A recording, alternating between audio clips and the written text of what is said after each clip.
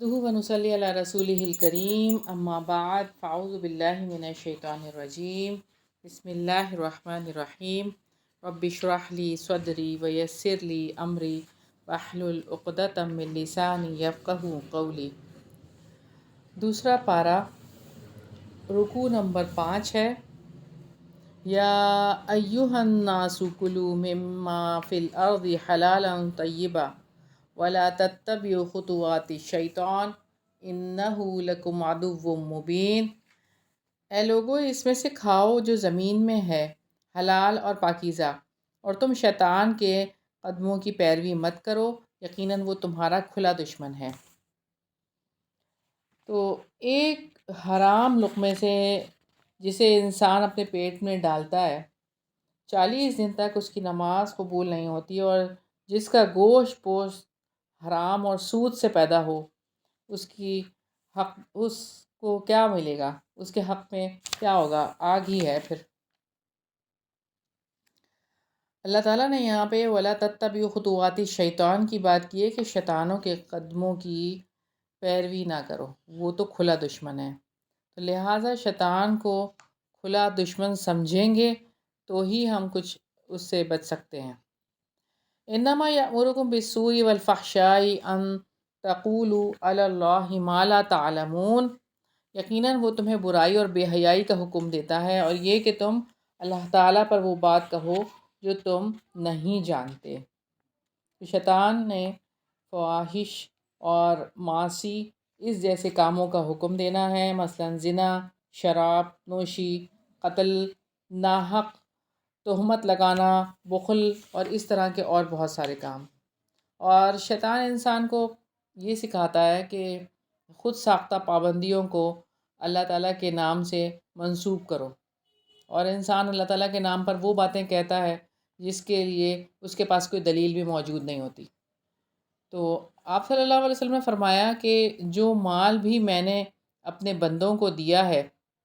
अल्लाह ताला ने फरमाया कि जो माल भी मैंने अल्लाह ताला अपने बंदों को दिया है, हदीस कुदसी है, हलाल और तैयब है, मगर शैतान उनको गुमराह कर देते हैं। अब हलाल चीज़ को हराम करके इस्तेमाल कर देते हैं और ख़ुद साख्ता अपने जो है वो काम करवाते हैं शैतान उनसे। और जब उनसे कहा जाता है कि इसकी पैरवी करो जो अल्लाह ताला ने उतारा है, तो वो कहते हैं बल्कि हम तो इसी की पैरवी करेंगे जिस पर हमने अपने बाप दादा को पाया है। क्या अगरचे उनके बाप दादा थोड़ी सी अक्ल भी ना रखते हों और ना ही वो हिदायत पाते हों। आबा की तकलीद करने वालों से जब कहा जाता है कि उनकी पैरवी नहीं करो बल्कि जो सही बात है उसको मानो, तो जो अल्लाह ताला ने उतारा है, तो वो अपने बड़ों की सुन्नत पर कायम रहते हुए कहते हैं कि हम तो उसी की पैरवी करेंगे जो हमारे बाप दादा के तौर तरीके, यानी रसूम व रिवाज और पाबंदियाँ जो अल्लाह ताला की तरफ से होती हैं, उनको अपने आबा की नज़र कर देते हैं। व मसलुल्लज़ीन कफ़रू का मसलिल्लज़ी यनइक़ु बिमा ला यस्मअु इल्ला दुआअन व निदाअ। और उन लोगों की मिसाल जिन्होंने कुफ़्र किया उस शख्स की मिसाल जैसी है जो इन जानवरों को पुकारता है, जो पुकार और आवाज़ के सिवा कुछ नहीं सुनते। वो बहरे हैं, गूंगे हैं, अंधे हैं, सो वो नहीं समझते। हक़ की दावत देने वाला जब ऐसे अफराद को दावत देता है तो उसे अल्लाह ताला की बात की सच्चाई का अमली तर्जुबा हो जाता है कि वो तो सुनते ही नहीं हैं, सुन के भी अनसुनी कर देते हैं और बोलते भी नहीं हैं, और ना ही कुछ ऐसा लगता है कि देखते हैं। या अय्युहल्लज़ीना आमनू, पहले अल्लाह ताला ने आम खिताब किया था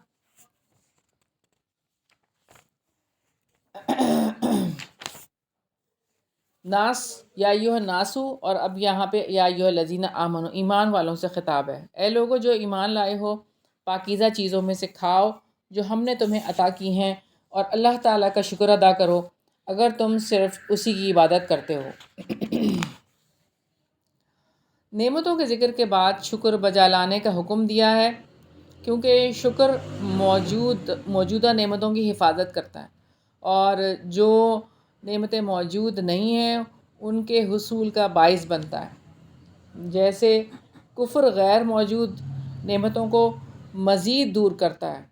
اور موجود نعمتوں کو بھی ختم کر دیتا ہے۔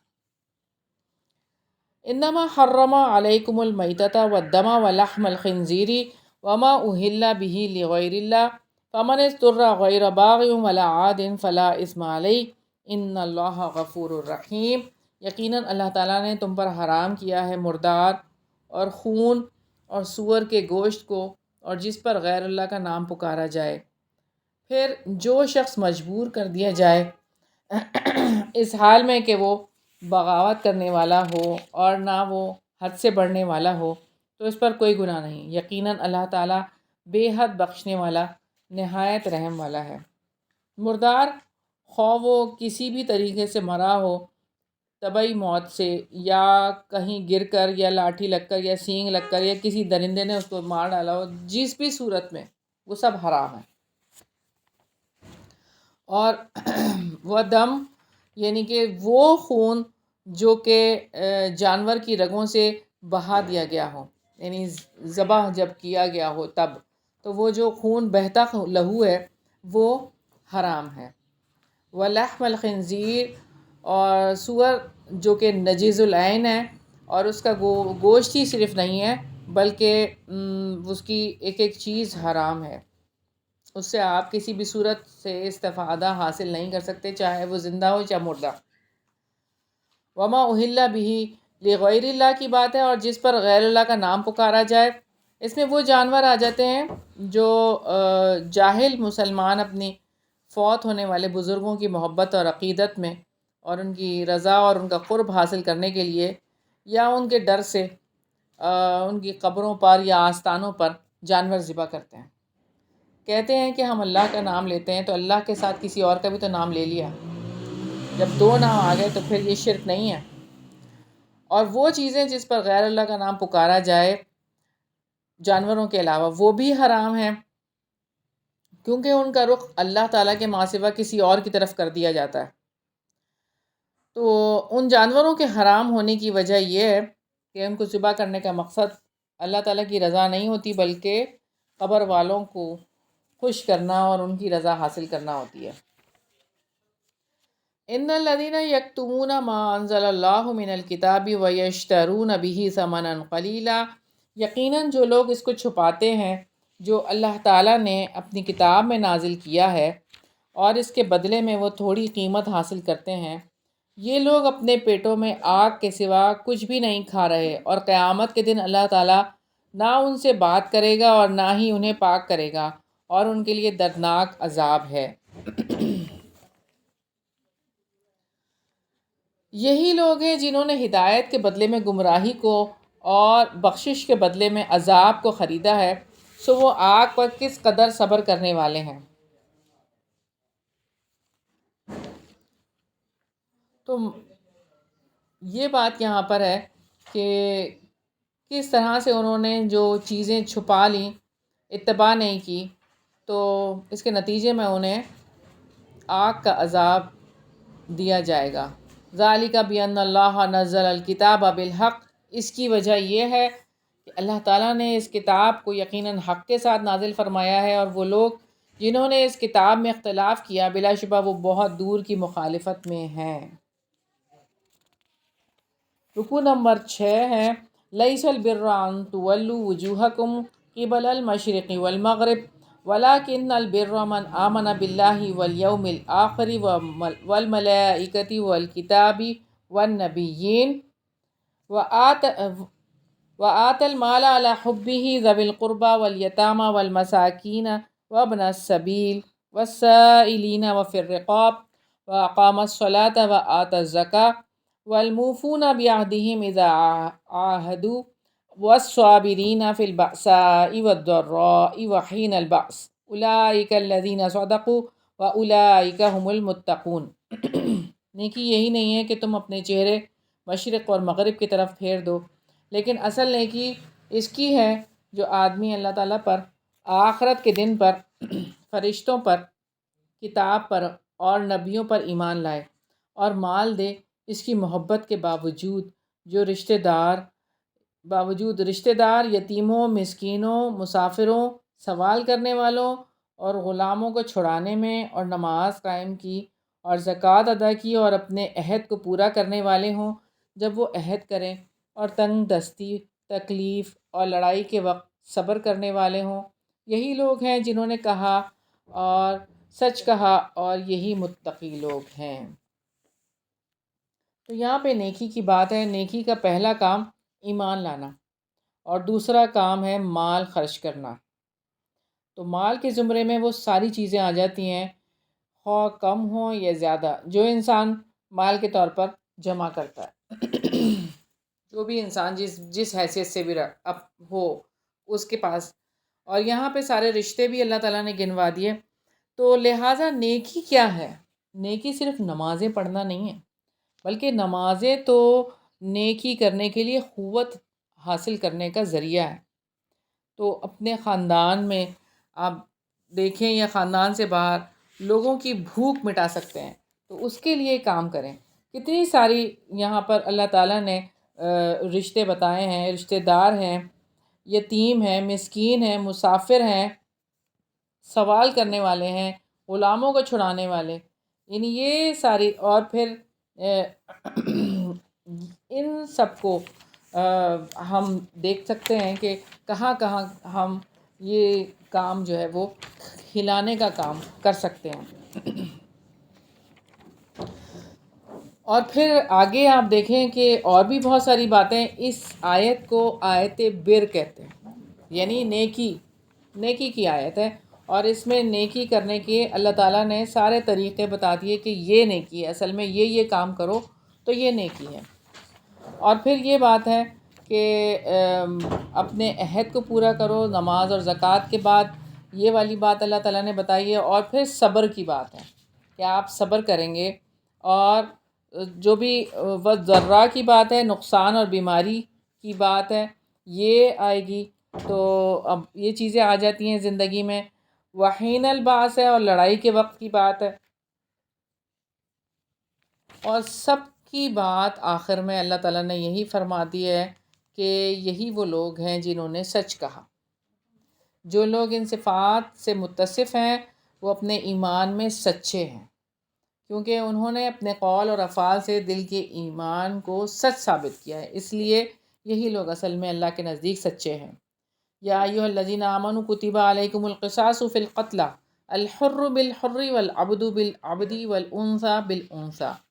اے لوگو جو ایمان لائے ہو، تم پر مقتولوں کا بدلہ لینا فرض کر دیا گیا ہے، آزاد کے بدلے وہی آزاد قاتل، اور غلام کے بدلے وہی غلام قاتل، اور عورت کے بدلے وہی قاتلہ عورت قتل ہوگی۔ پھر جس کو اپنے بھائی سے کچھ بھی معافی مل جائے تو معروف طریقے سے پیچھا کرنا اور خوبی کے ساتھ اس دیت کو ادا کرنا ہے، یہ ایک طرح کی آسانی اور مہربانی تمہارے رب کی طرف سے ہے۔ پھر اس کے بعد جس نے زیادتی کی تو اس کے لیے دردناک عذاب ہے۔ دیکھیں جس معاشرے میں قاتل کھلے عام پھریں، ان کے لیے کوئی اس طرح کے احکامات نہ ہوں اور انہیں چھوڑ دیا جائے۔ مغربی ممالک میں آپ دیکھ لیں کہ قتل کا مجرم کو پھانسی یا قتل نہیں کیا جاتا، اس کو تھوڑی سی سزا دے کے چھوڑ دیا جاتا ہے۔ تو پھر ایسے معاشرے میں امن کیسے قائم ہوگا جب قاتل جو ہے وہ اصل میں ذہنی مریض ہے کہ وہ اپنے جیسے انسان کو جینے کا حق نہیں دینا چاہتا؟ تو پھر سوچ لیں کہ اللہ تعالیٰ کا جو حکم ہے وہ قصاص ہے۔ کوئی اگر مقتول کا بدلہ مانگے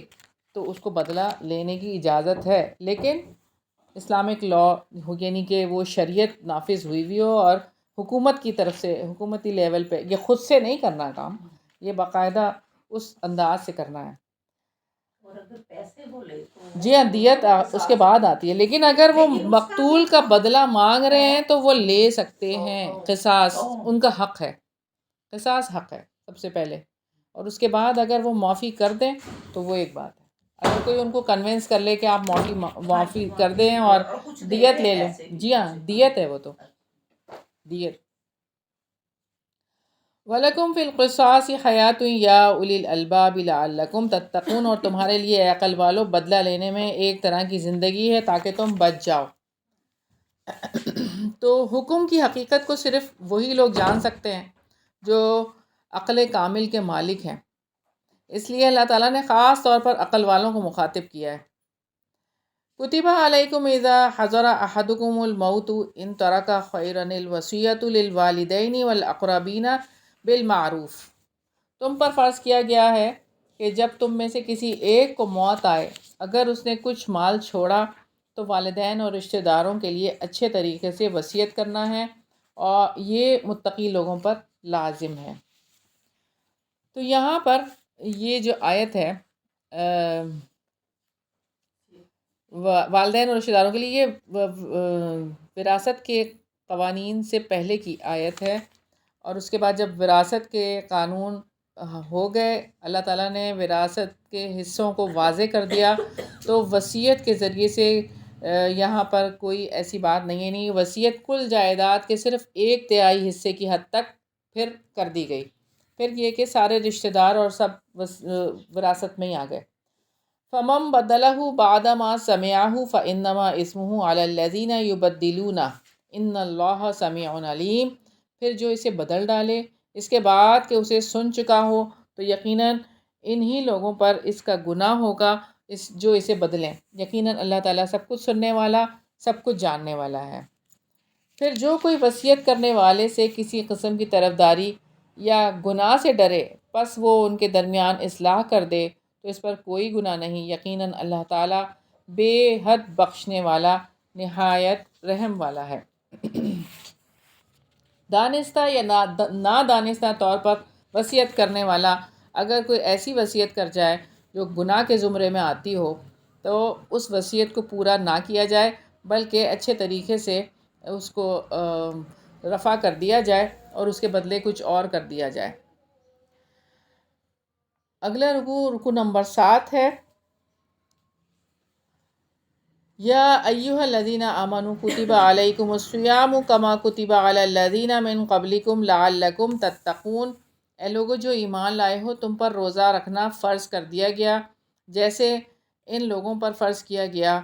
جو تم سے پہلے تھے، تاکہ تم بچ جاؤ۔ اللہ رب العزت کا احسان ہے کہ اس نے اپنے بندوں پر روزے فرض کیے، اور یہاں پر یہ بات ہے کہ مومنوں سے اللہ تعالیٰ خطاب کر رہے ہیں کہ اللہ تعالیٰ اور اس کے رسول کی تصدیق کیے کہ جن لوگوں نے یا ایھا الذین آمنوا، اور یہ کہ یہ ہر رمضان میں روزے رکھنے کے لیے اللہ تعالیٰ نے یہ حکم صادر فرمایا ہے، اور پہلے لوگوں سے مراد یہاں یہود و نصارہ ہیں کہ ان کے بھی پاس اللہ تعالیٰ نے روزے رکھے تھے، اور مسلمانوں کے لیے رمضان کے روزے ہر عاقل بالغ مسلمان پر فرض ہیں، اور یہ کہ اللہ تعالیٰ نے فرضیت میں سہولت پیدا کی ہے۔ 5 بنیادی ارکان میں سے ایک رکن روزہ ہے۔ صبح صادق سے لے کر غروب آفتاب تک کھانے پینے، فسق و فجور کے ارتکاب اور دن میں جمع کرنے سے رک جانا روزہ ہے۔ روزے دار کے گناہ معاف ہو جاتے ہیں۔ روزے کا ثواب اللہ تعالیٰ کے اپنے ذمے لے لیا ہے، اور روزے کے برابر کوئی بھی چیز نہیں ہے۔ روزے دار کے لیے جنت کا وعدہ ہے، شہداء کے ساتھ ہوں گے روزہ دار۔ روزے دار کے لیے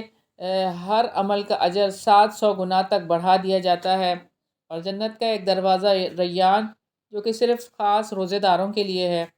اور ایک دن کا روزہ دوزخ کی آگ سے 70 سال دور کر دیتا ہے۔ روزہ قیامت کے دن سفارش کرے گا۔ روزہ گناہوں سے بچنے کے لیے ڈھال ہے، اور روزے دار کی منہ کی بو کستوری سے زیادہ پاکیزہ ہے، اور روزے دار کو افطاری کے وقت جہنم سے آزادی دی جاتی ہے۔ لعلکم تتقون کی بات کی ہے اللہ تعالیٰ نے تاکہ تم بچ جاؤ۔ اللہ سبحانہ و تعالیٰ نے جس چیز کا حکم دیا اس کے کرنے، اور جس چیز سے منع کیا ہے اس کو ترک کر دینے کا نام ہی اصل میں تقویٰ ہے۔ اور تقوی کی تربیت اللہ تعالیٰ کیسے کرتے ہیں روزے کی حالت میں؟ انسان جب روزہ رکھتا ہے تو اپنی خواہشات نفس کو کنٹرول کرتا ہے. یہی کنٹرول روزہ دار کو اللہ تعالیٰ کے تقوی تک پہنچا دیتا ہے. اسی کنٹرول اور دباؤ کی وجہ سے تقوی کی کیفیت پیدا ہوتی ہے.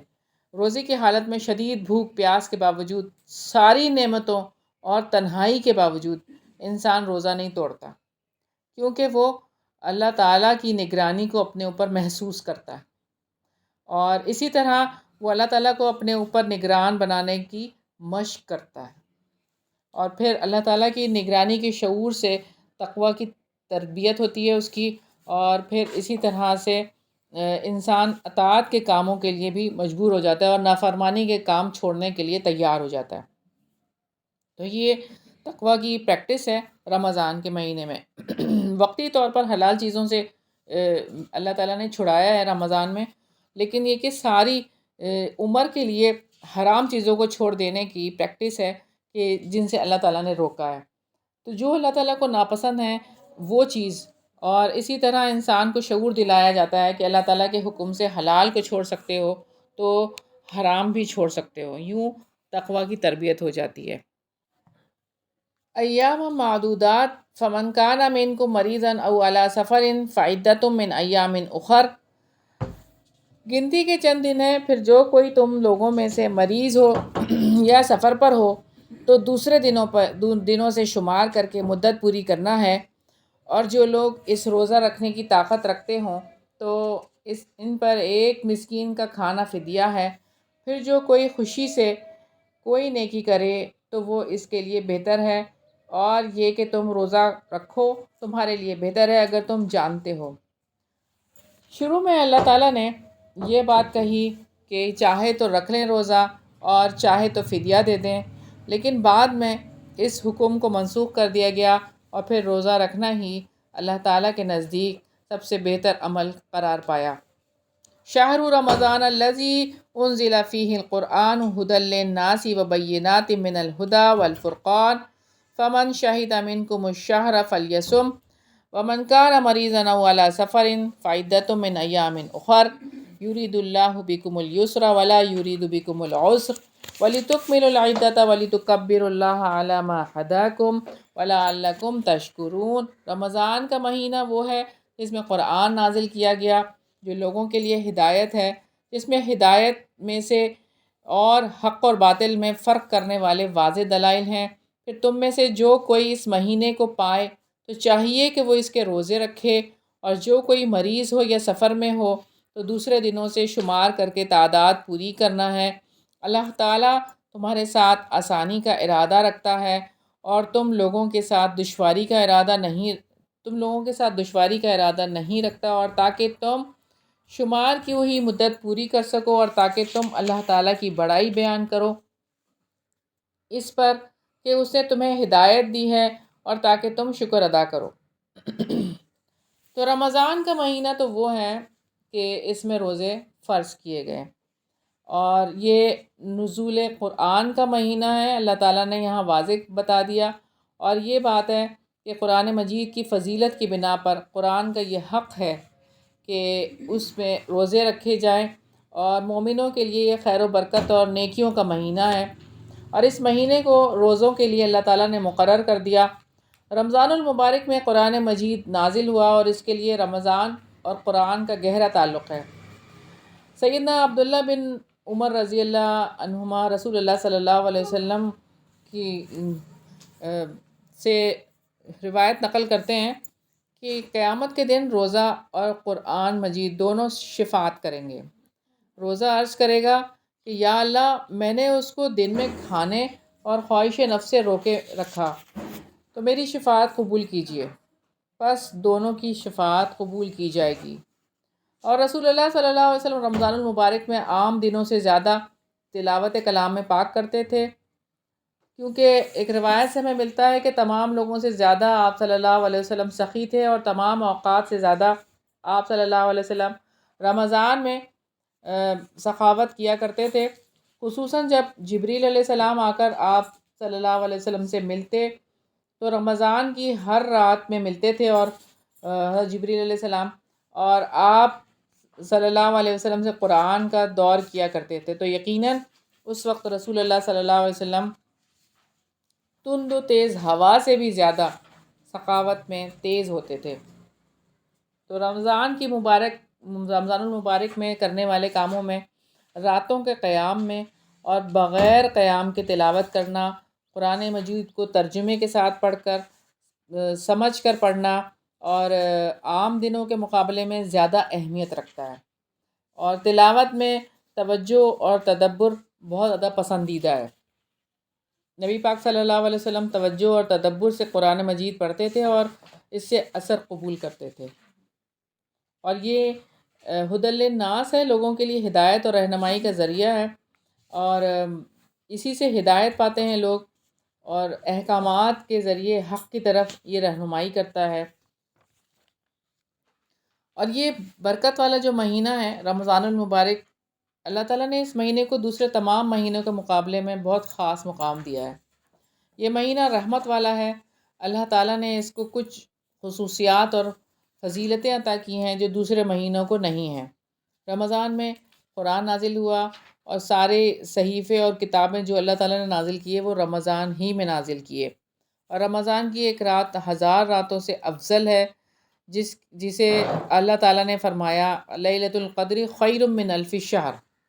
تو لیلۃ القدر جو 1000 مہینوں سے بہتر، اور رمضان میں سرکش شیاطین کو جکڑ دیا جاتا ہے، اور جنت کے دروازے کھول دیے جاتے ہیں، جہنم کے دروازے بند کر دیے جاتے ہیں۔ ایک روایت سے ہمیں پتہ چلتا ہے کہ رمضان جب آتا ہے تو آسمان یعنی جنت کے دروازے کھل جاتے ہیں، اور دوزخ کے دروازے بند ہو جاتے ہیں، اور شیاطین کو مضبوط زنجیروں سے جکڑ دیا جاتا ہے، اور اللہ تعالیٰ روزانہ جنت کو سنوارتے ہیں اور مزین کرتے ہیں، اور روزے چونکہ یہ فرض ہیں رمضان میں، اور فرشتے دعائیں کرتے ہیں روزے داروں کے لیے، اور رمضان کی آخری رات میں روزے داروں کی بخشش کر دی جاتی ہے۔ رمضان سے رمضان تک کے گناہ معاف کر دیے جاتے ہیں، اور 5 نمازیں، جیسے کہ ہمیں ایک حدیث سے ملتا ہے 5 نمازیں اور جمعے سے جمعے تک بیچ کے گناہوں کا کفارہ ہیں جب تک کہ کبیرہ گناہ نہ کرے، اور ایک روایت میں رمضان سے رمضان تک کفارہ ہے ان گناہوں کا جو اس کے درمیان میں اس سے سرزد ہوئے، بشرطے کہ کبیرہ گناہ نہ ہو۔ اور رمضان میں عمرے کا ثواب حج کے برابر ہو جاتا ہے۔ تو رمضان کی ہر رات جہنم سے آزادی ہے۔ تو اصل کام جو کرنے والے ہیں رمضان میں، روزہ رکھنا، صدقہ خیرات کرنا، رات کا قیام کرنا، تلاوت قرآن مجید کرنا، روزہ افطار کروانا، اعتکاف کرنا رمضان المبارک کی خصوصی عبادت ہے۔ اللہ تعالیٰ کا قرب حاصل کرنے کے لیے عبادت کی غرض سے مسجد میں رہنا اعتکاف کہلاتا ہے، اور رمضان کے آخری عشرے میں خوب محنت کرنا، اور رمضان سے پہلے ہی اپنی کمر کس لینا، اور لیلۃ القدر کی تلاش کرنا، عمرہ کرنا، کثرت سے دعائیں کرنا۔ اور قرآن مجید اصل میں لوح محفوظ میں ہے، جو بیت العزت میں ایک ہی بار اترا، پھر رحمت عالم صلی اللہ علیہ وسلم پر 23 سالوں تک بالکل آہستہ آہستہ وہ دنیا میں نازل ہوتا رہا۔ تو قرآن مجید دنیا کی سب سے بڑی بھلائی ہے، اور یہ بات ہے اس کی بھلائی سے جن انسان اور کائنات کی ساری مخلوقات برکت حاصل کرتی ہیں اور قیامت تک حاصل کریں گی۔ تو یہ نور ہے، نور ہدایت ہے، اور قرآن مجید قیامت کے دن شفاعت کرے گا اور اپنے پڑھنے والوں کے لیے سفارشی بن کر آئے گا۔ اور پھر یہ بات ہے کہ جو کوئی اس مہینے کو پائے تو چاہیے کہ وہ روزے رکھے، لیکن مریض کے لیے اور مسافر کے لیے چھوٹ ہے کہ اگر وہ نہیں رکھ سکتا تو وہ چھوڑ دے اور باقی دنوں میں اس کی گنتی پوری کر لے۔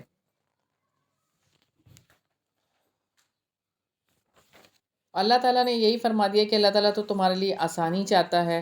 اور تنگی نہیں چاہتا۔ وَإِذَا سَأَلَكَ عِبَادِي أَنِّي فَإِنِّي قَرِيب اجیب دعوت الداعی اذا دعان فلیستجیبوا لی ولیؤمنوا بی لعلہم یرشدون۔ اور جب میرے بندے آپ سے میرے بارے میں سوال کریں تو یقیناً میں قریب ہی ہوں، میں پکارنے والے کی دعا قبول کرتا ہوں۔ جب بھی وہ مجھے پکارتا ہے تو لازم ہے کہ وہ میری بات مانیں اور مجھ پر ہی ایمان لائیں تاکہ وہ ہدایت پائیں۔ رب العزت نے فرمایا کہ میں پکارنے والے کی پکار سنتا ہوں۔ جب بھی وہ مجھے پکارتا ہے تو اس سے پتہ چلتا ہے کہ اللہ تعالیٰ سے براہ راست دعا مانگیں، اس لیے کہ اللہ تعالیٰ قریب ہے، پکار کو سنتا ہے اور پکار کا جواب بھی دیتا ہے۔ اللہ تعالیٰ کسی کی دعا رائیگاں نہیں جانے دیتا۔ تمہارے لیے روزوں کی راتوں میں اپنی بیویوں سے صحبت کرنا حلال کر دیا گیا، وہ تمہارے لیے لباس ہیں اور تم ان کے لیے لباس ہو۔ اللہ تعالیٰ نے جان لیا کہ یقیناً تم اپنی جانوں سے خیانت کرتے تھے، پھر اس نے تم پر توجہ فرمائی اور تم سے درگزر کیا۔ پھر اب تم ان عورتوں سے مباشرت کرو اور اللہ تعالیٰ نے جو تمہارے لیے لکھ دیا ہے اسے تلاش کرو اور کھاؤ اور پیو یہاں تک کہ فجر کی سفید دھاری رات کی سیاہ دھاری سے الگ نظر آئے، پھر رات تک روزوں کو پورا کرو۔ اور جب تم مساجد میں اعتکاف کرنے والے ہو تو ان عورتوں سے مباشرت نہ کرو، اللہ تعالیٰ کی حدود ہیں تو ان کے قریب نہ جاؤ۔ اسی طرح اللہ تعالیٰ لوگوں کے لیے اپنی آیات کھول کر بیان کرتا ہے تاکہ وہ اللہ تعالیٰ کی ناراضگی سے بچیں۔ تو جب یہاں پر بات کی اللہ تعالیٰ نے مساجد میں اعتکاف کرنے کی، رمضان میں یہ خصوصی عبادت ہے اور اس کا مطلب یہ ہے کہ رمضان کے آخری 10 دن مسجد میں رہیں، جن کا اللہ تعالیٰ جن کو صرف اللہ تعالیٰ کے ذکر کے لیے مختص کر کے رکھ دیں، ایسے دن کو، اور کوئی دنیاوی کام نہ کریں،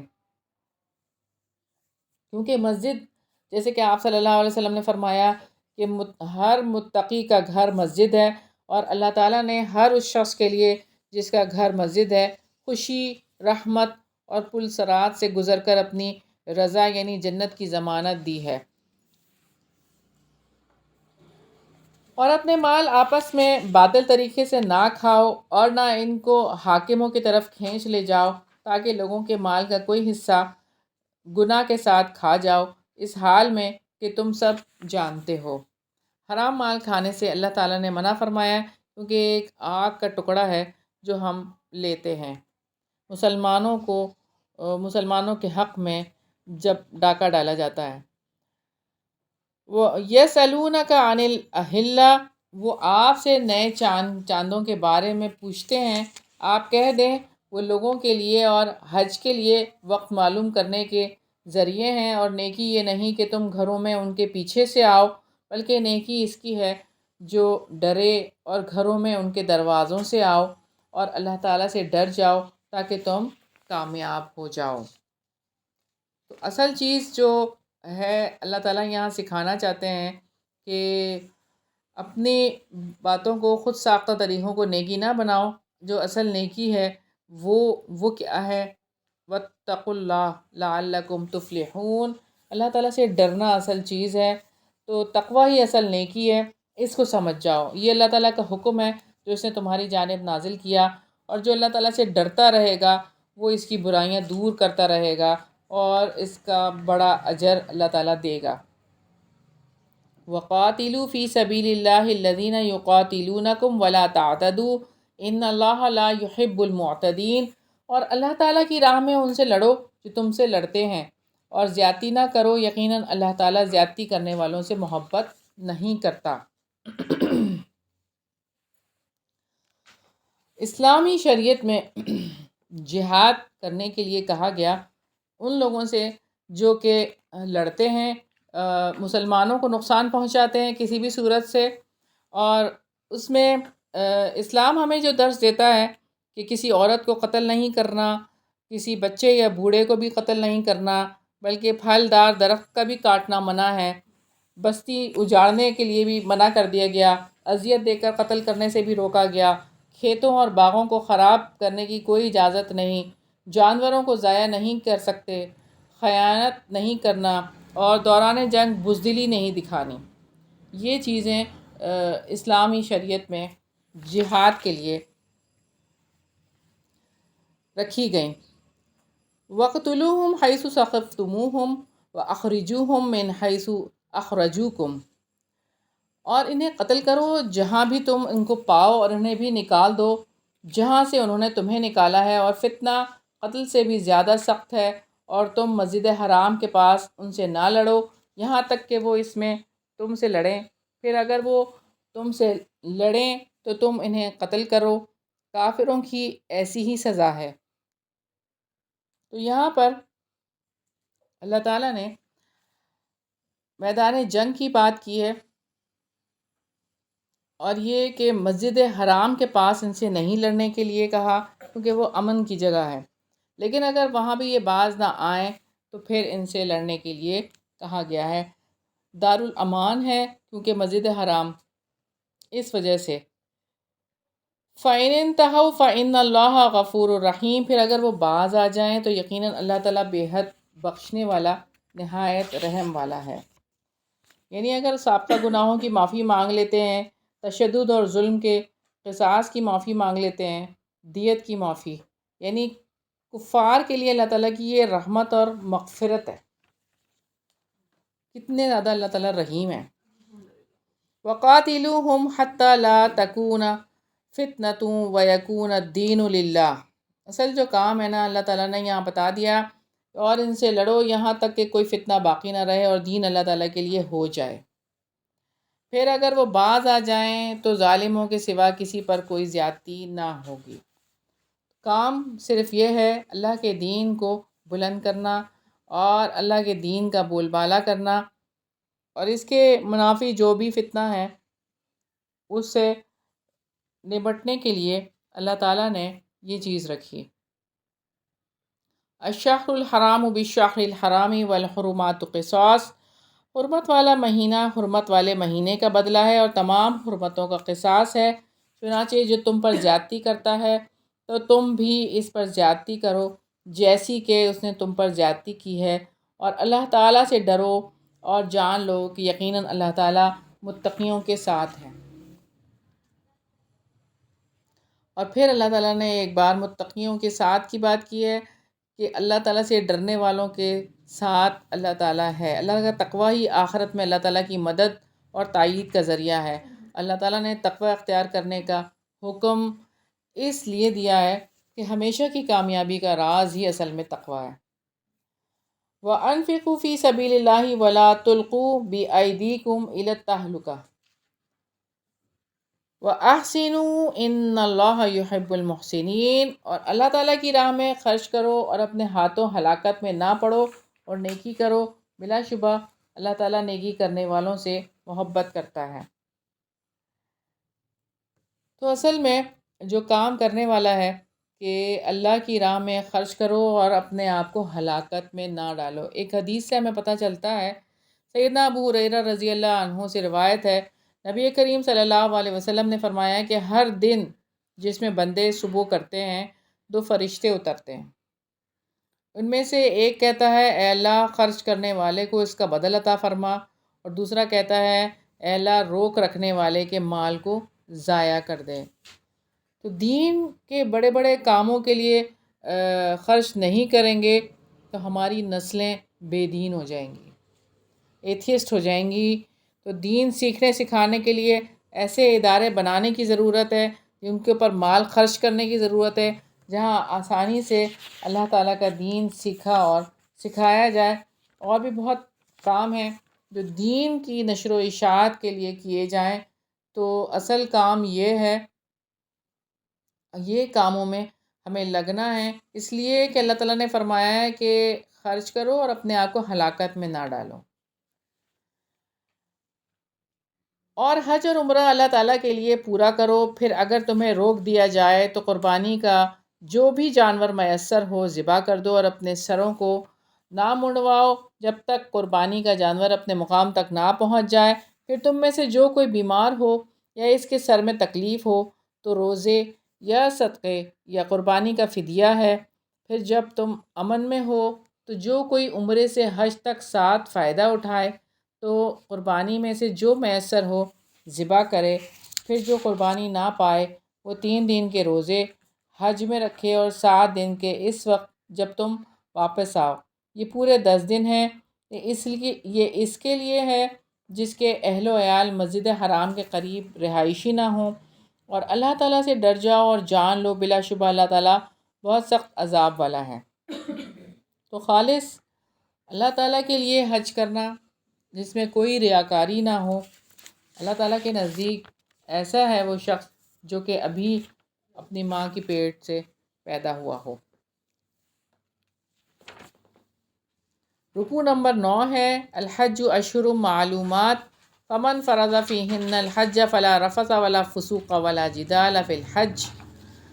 حج کے چند مہینے ہیں جو معلوم ہیں، چنانچہ جو شخص ان میں حج فرض کر لے تو حج میں نہ کوئی شہوانی فعل ہو، نہ کوئی نافرمانی اور نہ کوئی لڑائی جھگڑا، اور نیکی میں سے جو کام بھی تم کرو گے اللہ تعالیٰ اس کو جان لے گا، اور اپنے ساتھ زاد راہ لے لو، تو یقیناً بہترین زاد راہ تو تقویٰ ہے، اور اے عقل والو مجھ ہی سے بس ڈرتے رہو۔ حج اسلام کی بنیادی ارکان میں سے ایک رکن ہے، اور حج ساری زندگی میں صرف ایک بار فرض ہے، اور حج مبرور کا بدلہ تو جنت ہی ہے۔ ایک روایت میں ہے کہ جس نے قدرت ہونے کے باوجود حج نہ کیا اس کے لیے برابر ہے کہ یہودی ہو کر مرے یا عیسائی ہو کر، یعنی ساری چیزیں میسر تھیں اور حج نہیں کیا۔ پھر اللہ تعالیٰ نے فَإِنَّ خَيْرَ الزَّادِ التَّقْوَىٰ کی بات کی، یہاں پر بھی تقویٰ ہے کہ یہ ایسی حالت ہے جس میں ایک انسان کا دل اللہ تعالیٰ کی محبت، اس کی عظمت اور اس کے خوف سے بھر جاتا ہے۔ جیسے حج کے لیے زاد راہ یعنی سامان سفر لینے کا حکم دیا گیا، اسی طرح آخرت کے سفر کے لیے اصل میں تقویٰ کا حکم دیا گیا کہ جو سفر آخرت کے لیے بہترین زاد راہ ہے۔ تم پر کوئی گناہ نہیں کہ تم اپنے رب کا فضل تلاش کرو، پھر جب تم عرفات سے واپس آؤ تو مشعر حرام کے پاس اللہ تعالیٰ کا ذکر کرو، اور اس کا ذکر کرو جیسے اس نے تمہیں ہدایت دی ہے، اور بلا شبہ اس سے پہلے یقیناً تم گمراہ لوگوں میں سے تھے۔ اللہ تعالیٰ نے ہدایت دی ہے تو اب اسی کے مطابق اللہ تعالیٰ کو یاد کرنا ہے، اپنی خود ساختہ طریقوں سے نہیں۔ ثم افیضوا من حیث افاض الناس واستغفروا اللہ ان اللہ غفور الرحیم۔ پھر تم وہیں سے واپس آ جاؤ جہاں سے لوگ واپس آتے ہیں، اور اللہ تعالیٰ سے بخشش مانگو، یقیناً اللہ تعالیٰ بے حد بخشنے والا نہایت رحم والا ہے۔ پھر جب تم اپنے حج کے اعمال پورے کر چکو تو اللہ تعالیٰ کو یاد کرو اپنے آباء و اجداد کو یاد کرنے کی طرح، یا اس سے بھی زیادہ یاد کرنا۔ پھر لوگوں میں سے کوئی ہے جو کہتا ہے اے ہمارے رب ہمیں دنیا ہی میں دے دے اور اس کے لیے آخرت میں کوئی حصہ نہیں۔ تو اللہ تعالیٰ نے اپنا ذکر کرنے کے لیے کہا ہے کہ جس طرح تم اپنوں کا ذکر کرتے ہو خوشی سے، اللہ کا تو اس سے بڑھ کر ذکر کرنا ہے۔ اللہ تعالیٰ سے صرف دنیا مانگنے والے کو آخرت میں کوئی اچھا بدلہ نہیں ملے گا، جو صرف دنیا ہی دنیا مانگتے ہیں۔ وَمِنْهُمْ مَنْ يَقُولُ رَبَّنَا آتِنَا فِي الدُّنْيَا حَسَنَةً وَفِي الْآخِرَةِ حَسَنَةً وَقِنَا عَذَابَ النَّارِ۔ اور ان میں سے کوئی ہے جو کہتا ہے اے ہمارے رب ہمیں دنیا میں بھی بھلائی عطا فرما اور آخرت میں بھی بھلائی عطا فرما اور ہمیں آگ کے عذاب سے بچا۔ تو دنیا کی بھلائی سے مراد نیک کام کرنے کی توفیق ہے، اور آخرت کی بھلائی سے مراد اعلیٰ درجے کی جنت یعنی جنت الفردوس۔ اولئک لہم نصیب مما کسبوا واللہ سریع الحساب۔ یہی لوگ ہیں جن کے لیے اس میں سے ایک حصہ ہے جو انہوں نے کمایا، اور اللہ تعالیٰ بہت جلد حساب لینے والا ہے۔ تو انسان جو بھی عمل کرتا ہے اللہ تعالیٰ کے لیے حساب لینے میں مشکل نہیں، بہت جلد حساب لینے والا ہے۔ تو حساب لینے کی وجہ سے انسان کو اپنے اعمال کی پھر زیادہ فکر دلائی گئی ہے یہاں پر کہ آپ پھر تیار ہو جائیں۔ وَاذْكُرُوا اللَّهَ فِي أَيَّامٍ مَّعْدُودَاتٍ، اور گنتی کے چند دنوں میں اللہ تعالیٰ کو یاد کرو، پھر جو شخص 2 دن میں جلدی کرتا ہے تو اس پر کوئی گناہ نہیں، اور جو تاخیر کرے تو ان پر بھی کوئی گناہ نہیں۔ اس کے لیے جو اللہ تعالیٰ سے ڈرے اور اللہ تعالیٰ سے ڈرو اور جان لو کہ یقیناً تم اس کی طرف جمع کیے جاؤ گے۔ پھر یہاں واتقوا اللہ کی بات ہے، اور یہ کہ اللہ کی سے ڈر کر، کیونکہ تقوی کا سب سے بڑا داعیہ ہے جزا اور سزا کا علم۔ جزا اور سزا کا علم یعنی اگر آپ کو ہے کہ مجھے سزا ملنی ہے، جزا بھی ملنی ہے، تو پھر اللہ تعالیٰ سے ڈر کر سارے کام ہو سکتے ہیں، اور اسی لیے اللہ تعالیٰ نے ترغیب دلائی ہے کہ اللہ سے ڈر جاؤ۔ وَمِنَ النَّاسِ مَن يُعْجِبُكَ قَوْلُهُ فِي الْحَيَاةِ الدُّنْيَا وَيُشْهِدُ اللَّهَ عَلَى مَا فِي قَلْبِهِ وَهُوَ أَلَدُّ الْخِصَامِ۔ اور لوگوں میں سے کوئی ہے جس کی بات دنیا کی زندگی میں آپ کو پسند آتی ہے، اور جو اس کے دل میں ہے اس پر وہ اللہ تعالیٰ کو گواہ بناتا ہے، حالانکہ وہ سخت جھگڑالو ہے۔ یعنی ایسے کسی شخص سے جب بحث کریں تو اس میں تعصب، کج بحثی، سرکشی اور سخت جھگڑالو پر نظر آتا ہے، اور جب ان کے معاملے میں مومن بردبار اور نرم مزاج اور آسان ہوتا ہے۔ بد کلامی پہ اتر آتا ہے ایسا شخص، اور اللہ کے نزدیک سب سے بڑا دشمن وہ ہے جو سخت جھگڑالو ہے۔ وَإِذَا تَوَلَّى سَعَىٰ فِي الْأَرْضِ لِيُفْسِدَ فِيهَا وَيُهْلِكَ الْحَرْثَ وَالنَّسْلَ وَاللَّهُ لَا يُحِبُّ الْفَسَادَ۔ اور جب وہ لوٹ کر جاتا ہے تو زمین میں کوشش کرتا ہے کہ فساد پھیلائے، اور کھیتیوں اور نسلوں کو برباد کرتا ہے، اور اللہ تعالیٰ فساد کو پسند نہیں کرتا۔ تو اللہ تعالیٰ فساد کو پسند ہی نہیں کرتا، یعنی شرک کو اور کھیتوں اور نسلوں کی تباہی کو، کیونکہ ان پر مخلوق کی زندگی کا انحصار ہوتا ہے۔ وَإِذَا قِيلَ لَهُ اتَّقِ اللَّهَ أَخَذَتْهُ الْعِزَّةُ بِالْإِثْمِ فَحَسْبُهُ جَهَنَّمُ وَلَبِئْسَ الْمِہَادُ۔ اور جب اس سے کہا جاتا ہے کہ اللہ تعالیٰ سے ڈرو تو اس کی عزت اسے گناہ کے ساتھ پکڑ لیتی ہے، چنانچہ اس کے لیے جہنم کافی ہے، اور یقیناً وہ بہت برا ٹھکانہ ہے۔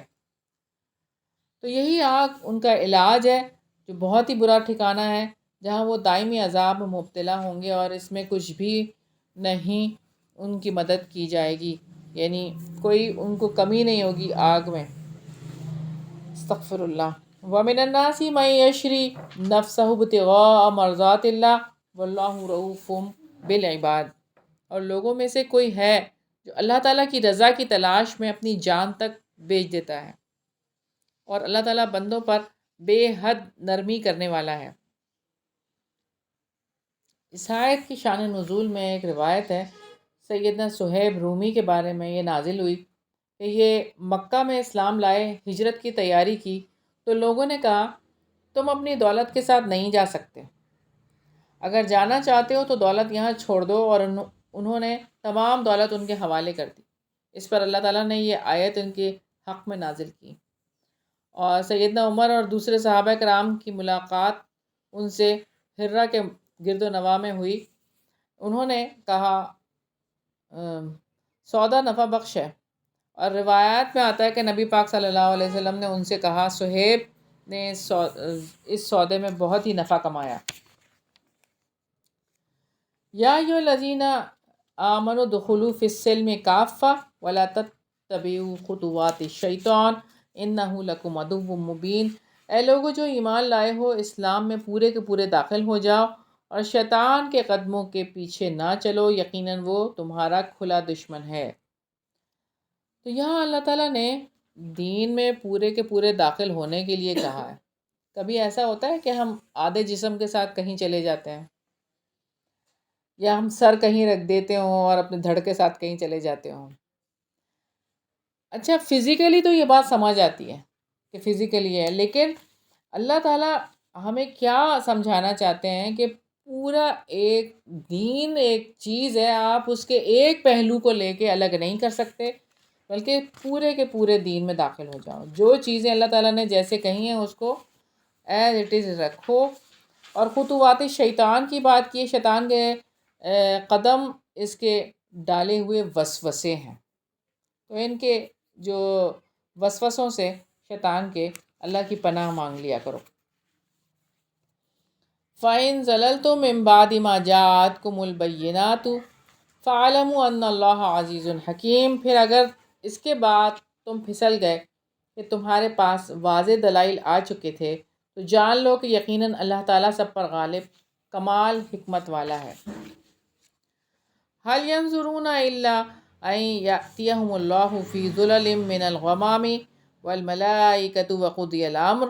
وَإِلَى اللَّهِ تُرْجَعُ الْأُمُورُ، وہ انتظار نہیں کرتے مگر یہ کہ اللہ تعالیٰ اور فرشتے ان کے پاس بادلوں کے سائبانوں میں آئیں اور کام پورا کر دیا جائے، اور اللہ تعالیٰ ہی کی طرف سارے معاملات لوٹائے جاتے ہیں۔ رکوع نمبر 10 ہے، سل بنی اسرائیل کم آتیناہم من آیت بینہ، آپ بنی اسرائیل سے پوچھو ہم نے انہیں کتنی ہی کھلی نشانیاں دیں، اور جو کوئی اللہ تعالیٰ کی نعمت کو بدل دے اس کے بعد کہ وہ اس کے پاس آ چکی ہو، تو یقیناً اللہ تعالیٰ بہت سخت سزا والا ہے۔ دنیا کی زندگی ان کے لیے خوشنما بنا دی گئی جنہوں نے کفر کیا، اور وہ ان لوگوں کا مذاق اڑاتے ہیں جو ایمان لائے، حالانکہ جو لوگ اللہ تعالیٰ سے ڈر گئے وہ قیامت کے دن ان سے بلند ہوں گے، اور اللہ تعالیٰ جس کو چاہتا ہے بے حساب رزق دیتا ہے۔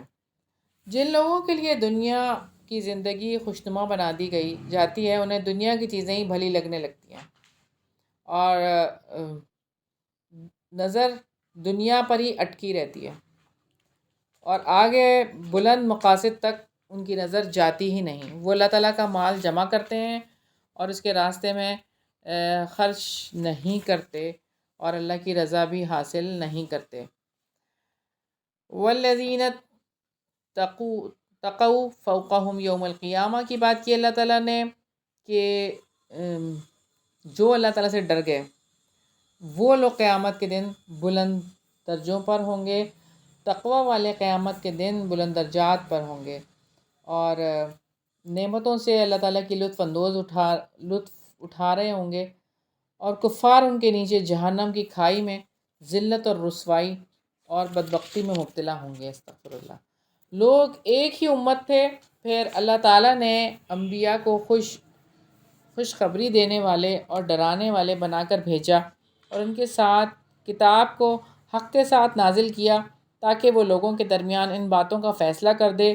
جن میں انہوں نے اختلاف کیا، اور اس میں اختلاف نہیں کیا مگر ان لوگوں نے جنہیں کتاب دی گئی اس کے بعد کہ اس کے پاس واضح دلائل آ چکے تھے، آپس میں ضد کی وجہ سے پھر اللہ تعالیٰ نے اپنے حکم سے ان لوگوں کو جو ایمان لائے حق میں سے ہدایت دی جس میں انہوں نے اختلاف کیا تھا، اور اللہ تعالیٰ جس کو چاہتا ہے سیدھے راستے کی طرف ہدایت دیتا ہے۔ تو وہ سب کے سب ایک ہی دین پر تھے، اور وہ دین اسلام تھا۔ اللہ تعالیٰ نے جو بھی اختلاف کا فیصلہ کرنے کے لیے جو اختلاف کیے انہوں نے، تو خوشخبریاں دینے والے اور ڈرانے والے انبیاء کو بھیجا کہ وہ توحید کا قائم کریں اور شرک کو ختم کر دیں۔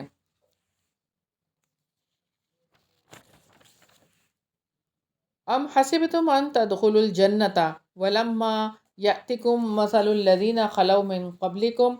مستهم البأساء والضراء وزلزلوا حتى يقول الرسول والذين آمنوا معه متى نصر الله الا ان نصر اللہ قریب، یا تم نے گمان کر رکھا ہے کہ تم جنت میں داخل ہو جاؤ گے حالانکہ ابھی تم پر ان لوگوں جیسے حالات نہیں آئے جو تم سے پہلے گزر چکے، ان کو تنگ دستی اور تکلیف پہنچی اور وہ بری طرح ہلائے گئے، یہاں تک کہ رسول بھی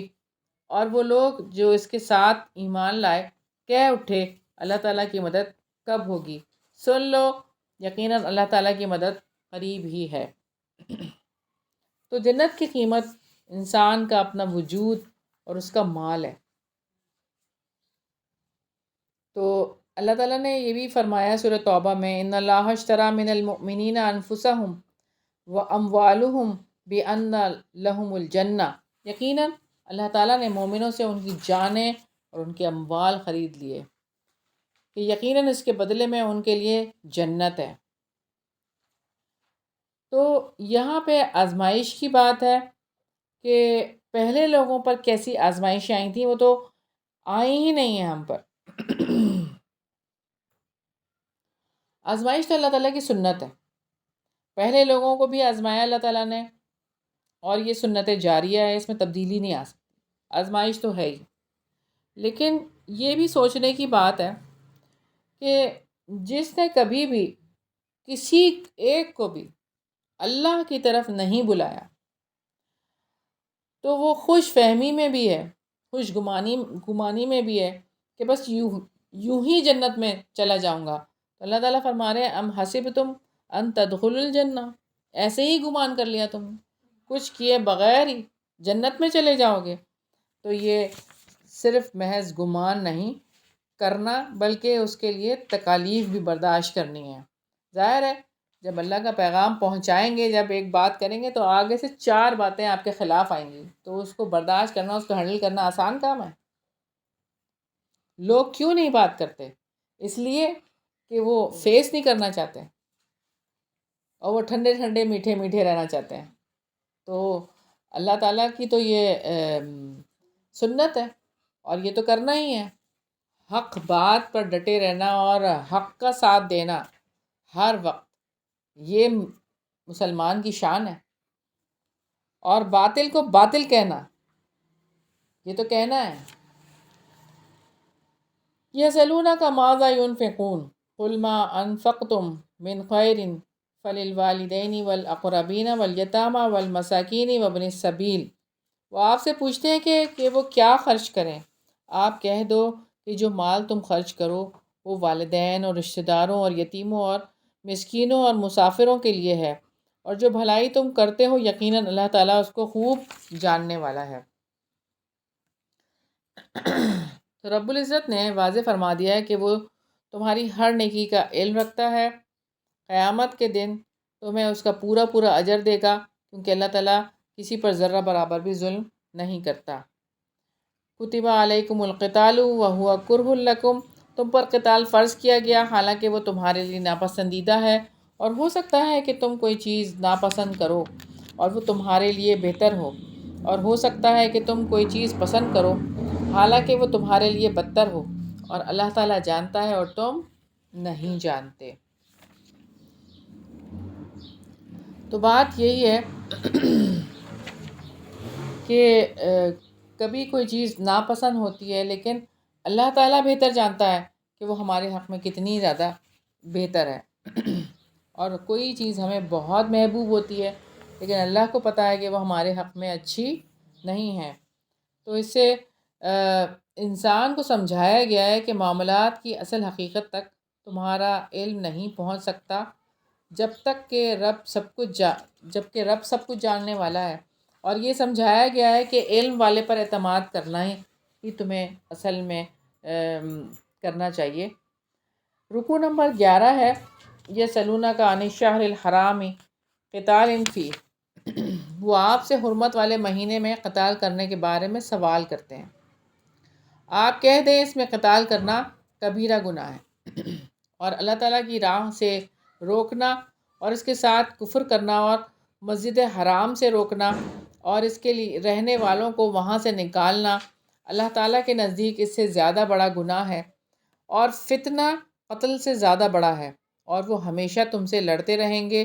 حتیٰ کہ اگر وہ استطاعت پائیں تو تمہیں تمہارے دین ہی سے پھیر دیں، اور تم میں سے جو اپنے دین سے پھر جائے پھر وہ مر جائے اس حال میں کہ وہ کافر ہو، تو یہی لوگ ہیں جن کے اعمال دنیا اور آخرت میں ضائع ہو گئے، اور یہی لوگ آگ والے ہیں، وہ اس میں ہمیشہ رہنے والے ہیں۔ یہاں یہ بات کی گئی ہے، اور تم میں سے جو اپنے دین سے پھر جائے، تو مرتد ہونے کے بعد اگر کوئی توبہ نہ کرے تو اس کی سزا قتل ہے۔ مرتد کے اعمال دنیا میں اس طرح ضائع ہو جاتے ہیں کہ اسلام کی حالت میں اس کے جو حقوق ہوتے ہیں وہ اسے نہیں دیے جاتے۔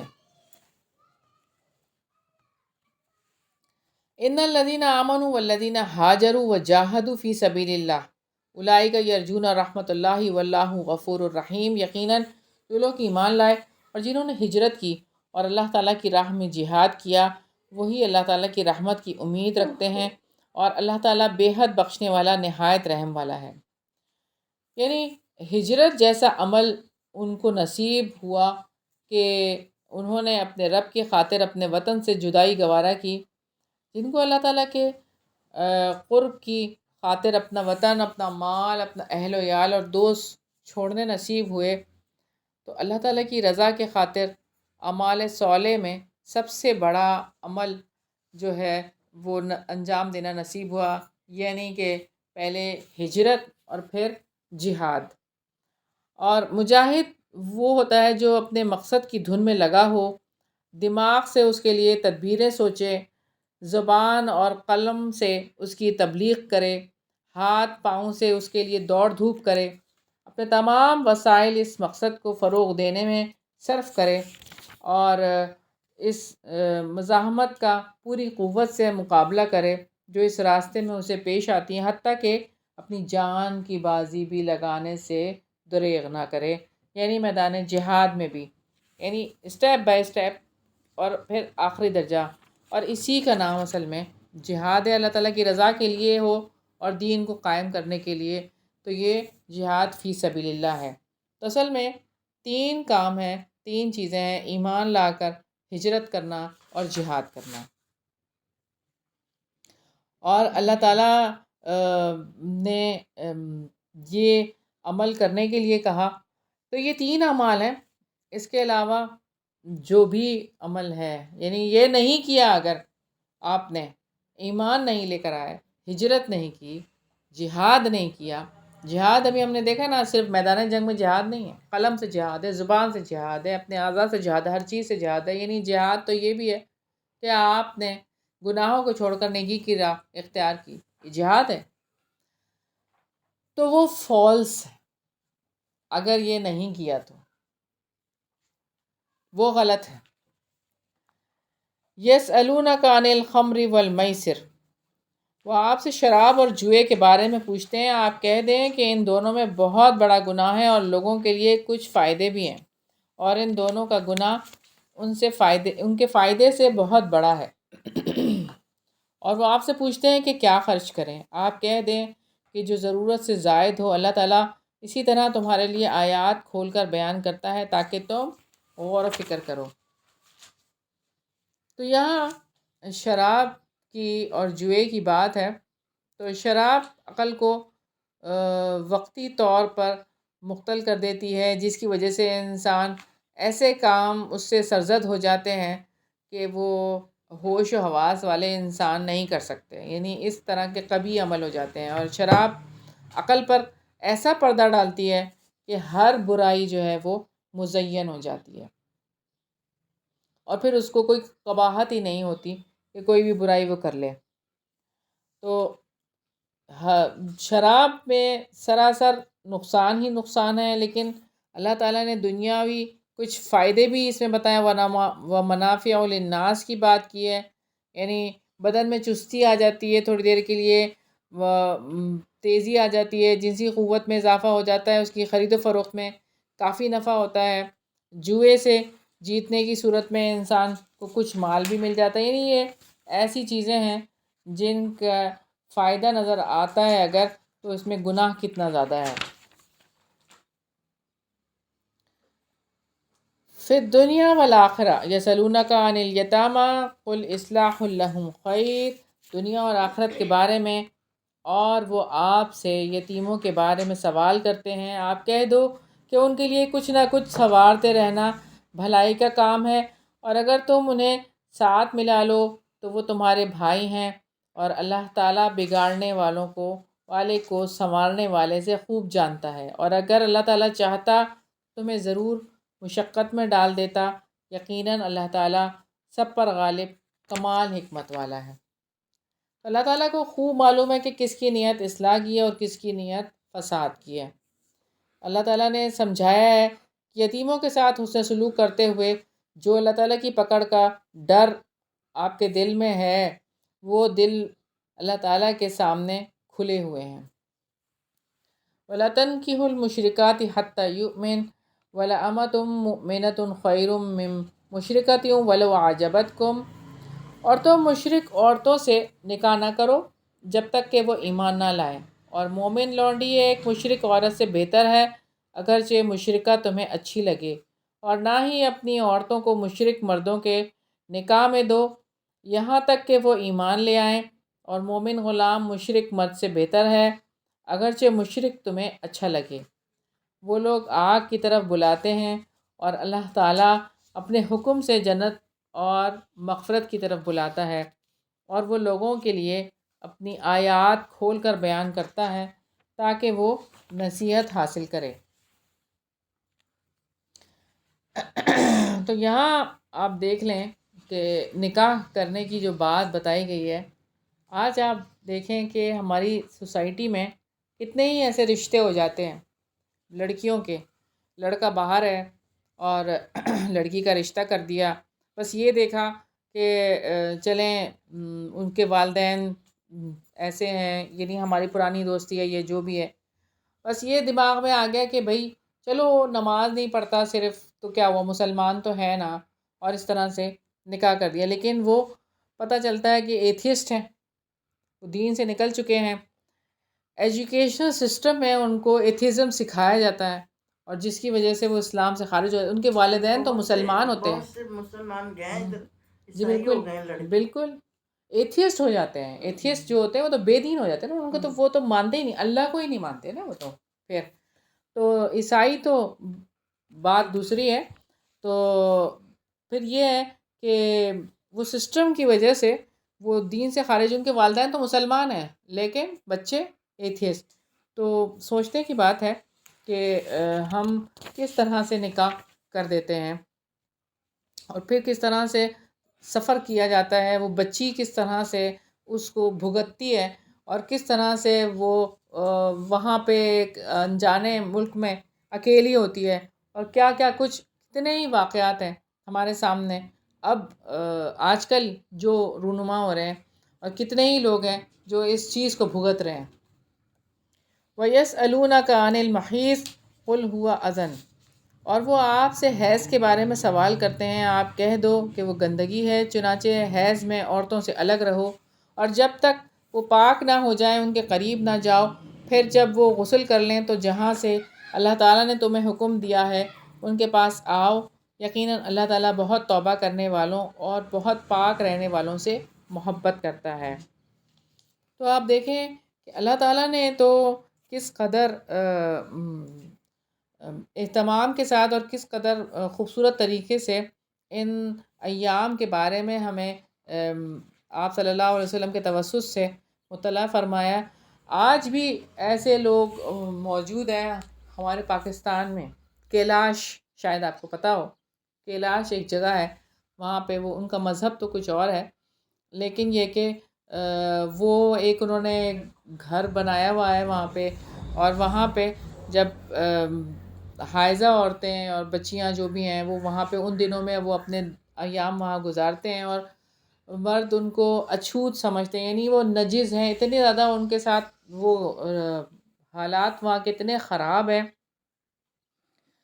کہ کھانا تک وہ جو ہے وہ ان کو اپنے ہاتھوں سے نہیں دیتے۔ وہ کہتے ہیں انہوں نے ایک کھوپڑی اور 2 کراس لگائے ہوئے ہیں وہاں پہ، اور وہ ایسا ہے ریسٹرکٹڈ ایریا ہے، وہ وہاں کوئی جا نہیں سکتا، اگر وہاں انٹر کوئی ہو گیا تو وہ واپس نہیں آئے گا جب تک کہ وہاں پہ جو پانی کے وہ ڈول رکھے ہوئے ہیں بڑے، وہ اپنے اوپر نہیں بہا لیتا، کیونکہ اب وہ نجس ہو گیا، اب اس کو پاک ہونے کے لیے وہ پانی ڈال کے باہر آنا پڑے گا۔ تو کوئی غلطی سے بھی وہاں نہیں جاتا سوائے ان عورتوں اور بچیوں کے، اور کھانا وہاں پہ رکھ کے وہ تیزی سے بھاگ کے آ جاتے ہیں، اور ان کا سامنا بھی نہیں کرتے، یعنی اس حد تک جہالت ہے آپ سوچ نہیں سکتے، اور وہ آج کے دور میں بھی اس حد تک جہالت ہے۔ نساؤکم حرث لکم فَأْتُوا حَرْثَكُمْ أَنَّا شِئْتُمْ، تمہاری عورتیں تمہارے لیے کھیتیاں ہیں، چنانچہ جہاں سے چاہو اپنی کھیتی میں آؤ، اور اپنی جان کے لیے عمل آگے بھیجو، اور اللہ تعالیٰ سے ڈرو، اور جان لو یقیناً تم اس سے ملاقات کرنے والے ہو، اور آپ ایمان والوں کو خوشخبری دے دیں۔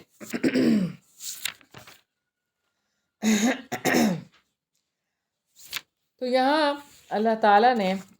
عورتوں کو کھیت سے تشبیہ دی ہے کہ خوشی سے یعنی میاں بیوی کا جو تعلق ہے وہ اصل میں یہ نیکی ہی ہے، جو کہ آپس کا ملنا، اللہ تعالیٰ نے اس کو نیکی قرار دیا ہے۔ وَلَا تَجْعَلُوا اللَّهَ عُرْضَةً لِأَيْمَانِكُمْ، اور اللہ تعالیٰ کو اپنی قسموں کا نشانہ نہ بناؤ کہ نہ تم نیکی کرو گے اور نہ تم گناہوں سے بچو گے اور نہ تم لوگوں کے درمیان اصلاح کرو گے، اور اللہ تعالیٰ سب کچھ سننے والا، سب کچھ جاننے والا ہے۔ اللہ تعالیٰ تمہاری لفظ قسموں پر تمہیں نہیں پکڑتا، وہ اس کی وجہ سے تمہیں پکڑتا ہے جو تمہارے دلوں نے کمایا، اور اللہ تعالیٰ بے حد بخشنے والا، نہایت بردبار ہے۔ لِلَّذِينَ يُؤْلُونَ مِن نِّسَائِهِمْ تَرَبُّصُ أَرْبَعَةِ أَشْهُرٍ فَإِنْ فَاءُوا فَإِنَّ اللَّهَ غَفُورٌ رَحِيمٌ، ان لوگوں کے لیے جو اپنی عورتوں سے نہ ملنے کی قسم کھا بیٹھیں، انہیں 4 ماہ تک انتظار کرنا ہے، پھر اگر وہ رجوع کر لیں تو اللہ تعالیٰ یقیناً بے حد بخشنے والا، نہایت رحم والا ہے۔ تو یہاں اللہ تعالیٰ نے ایلا کی بات کی ہے، یعنی کوئی قسم کھا لے، جس شخص نے جتنا عرصہ بیوی سے تعلق نہ رکھنے کی قسم کھائی ہو، وہ عرصہ گزرنے کے بعد تعلق قائم کر لیتا ہے تو کوئی اس کے اوپر کفارہ نہیں ہے۔ لیکن اگر کوئی شخص تعلق قائم نہیں کرتا، 4 ماہ گزر جاتے ہیں، تو مرد کو پھر طلاق دینے پر مجبور کیا جائے گا کہ وہ طلاق دے دے۔ ایک دفعہ تکبیرات پڑھ لیں، سب لوگ سو رہے ہیں کیوں؟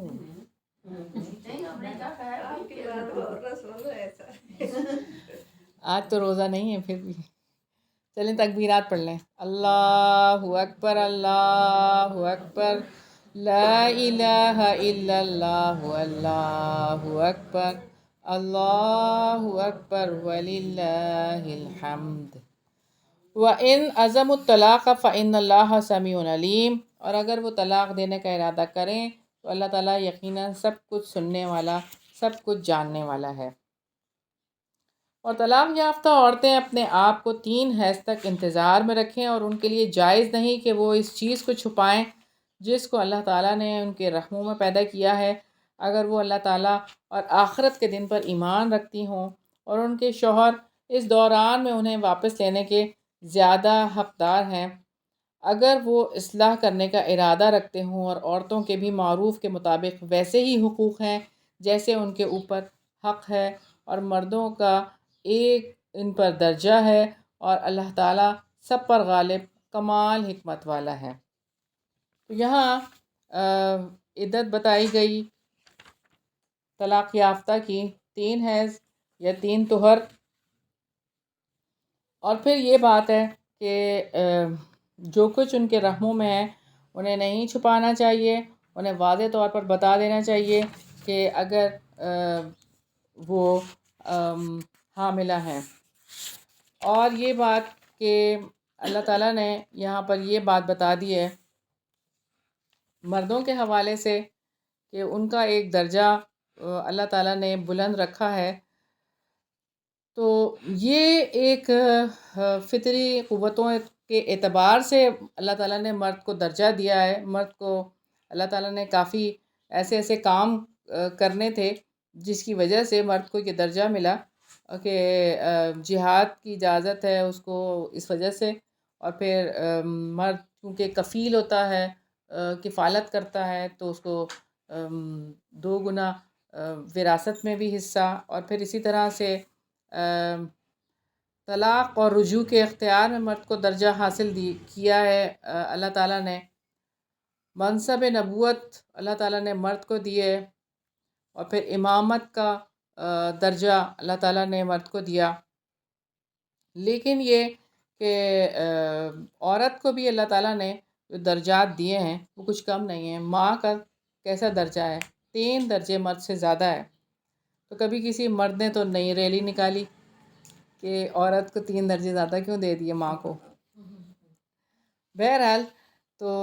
بات یہی ہے کہ اللہ تعالیٰ ہی بہتر سمجھتے ہیں اللہ تعالیٰ کی حکمتوں کو، اور اللہ تعالیٰ نے یہ درجات اس لیے نہیں ہے بلکہ یہ کہ ان کے سارے کاموں کے حساب سے یہ درجات ہیں.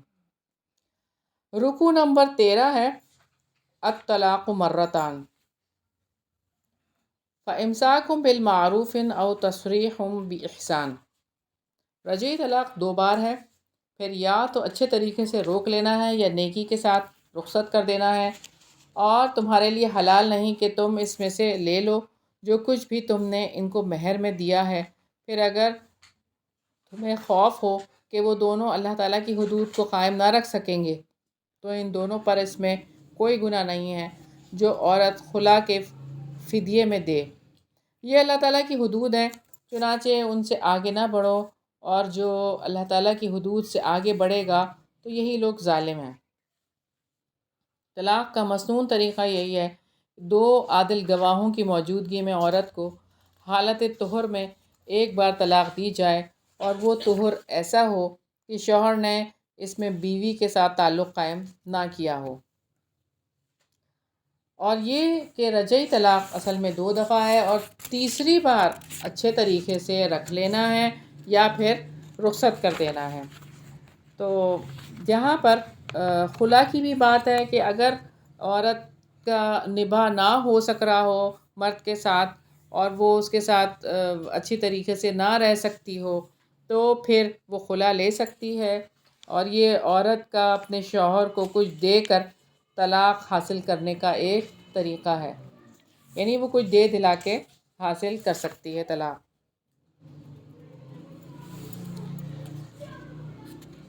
پھر اگر وہ اسے تیسری مرتبہ طلاق دے دے تو وہ اس کے بعد اس کے لیے حلال نہ ہوگی جب تک کہ وہ اس کے علاوہ کسی دوسرے شوہر سے نکاح نہ کرے. پھر اگر وہ دوسرا شخص اس کو طلاق دے دے تو ان دونوں پر کوئی گناہ نہیں کہ وہ دونوں آپس میں رجوع کر لیں، اگر وہ دونوں سمجھیں کہ دونوں اللہ تعالیٰ کی حدود قائم رکھ سکیں گے. کیا اور یہ اللہ تعالیٰ کی حدود ہیں جنہیں وہ ان لوگوں کے لیے بیان کرتا ہے جو علم رکھتے ہیں. تو اب یہ بات ہے کہ یہاں پر اگر کبھی اتفاق ایسا زندگی میں ہو گیا کہ طلاق ہو گئی، اب طلاق ہو گئی ہے، اب وہ عورت جس کی طلاق ہو گئی تھی اس نے کہیں اور شادی کر لی، اور اس کے بعد اس کے ساتھ بھی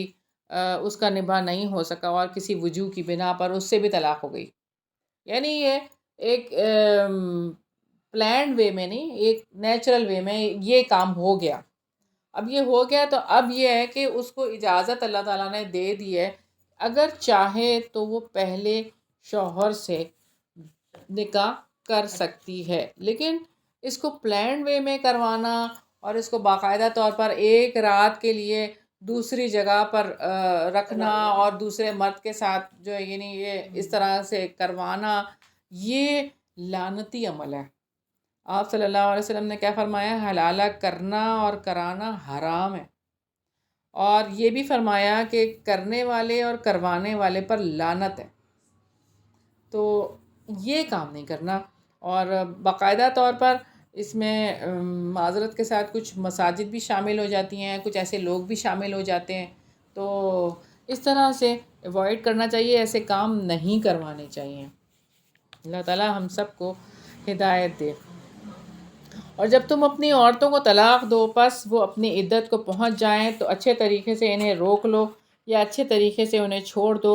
اور انہیں تکلیف دینے کے لیے نہ روکے رکھو کہ تم زیادتی کرو. اور جو ایسا کرے تو یقیناً اس نے اپنی جان پر ظلم کیا. اور اللہ تعالیٰ کی آیات کو مذاق نہ بناؤ اور اپنے اوپر اللہ تعالیٰ کی نعمت کو یاد کرو، اور جو کتاب اور حکمت میں سے اس نے تم پر نازل کیا وہ تمہیں اس کے ساتھ نصیحت کرتا ہے. اور اللہ تعالیٰ سے ڈرو اور جان لو یقیناً اللہ تعالیٰ ہر چیز کو خوب جاننے والا ہے. تو یہاں پر یہ بات ہے کہ جب وہ عدت پوری کرنے کے قریب ہوں تو اچھے طریقے سے، روکنے سے مراد یہ ہے کہ بسانے کے لیے رجوع کریں اور ان کے حقوق پورے کریں. یعنی عدت ختم ہونے والی ہے تو یہ سمجھ لیں کہ اگر رکھنا چاہتے ہیں تو اچھے طریقے سے رکھ لیں، اور اگر نہیں رکھنا چاہتے تو اچھے طریقے سے انہیں چھوڑ دو. اچھے طریقے سے چھوڑنے سے مراد یہ ہے کہ نقصان پہنچائے بغیر اس کو چھوڑ دیں، ان کا حق مہر بھی دے دیں، ان کو اور مزید تحائف بھی دے دیں. کبھی ایسا ہوتا ہے ہمارے معاشرے میں، ایک عورت کو جب طلاق دی جاتی ہے تو کتنے گھناؤنے اور سنگین الزامات لگائے جاتے ہیں کہ یہ تو اس کی